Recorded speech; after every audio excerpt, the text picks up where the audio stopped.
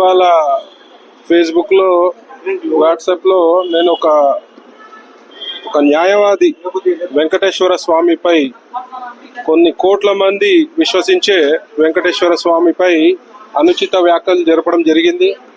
వాడి పేరు కదిరి కృష్ణ.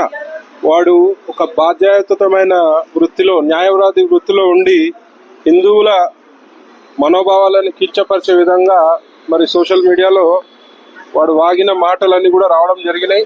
మరి దానికి ధర్మరక్ష సంస్థ ద్వారా మరియు నేను ఒక రాష్ట్ర బీజేపీ నాయకుడిని మరి చాలా మనస్తాపానికి గురైన వాడు మాట్లాడిన తీరు దేశంలోని కోట్ల హిందువుల మనోభావాలను కించపరిచే విధంగా ఉండడం జరిగింది. కాబట్టి నేను ఇవాళ జూబ్లీహిల్స్ పోలీస్ స్టేషన్లోకి వచ్చి మరి కంప్లైంట్ ఇవ్వడం జరిగింది.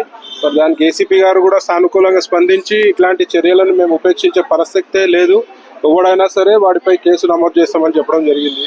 మరి ఇవాళ నేను కంప్లైంట్ కాపీ ఇవ్వడం జరిగింది.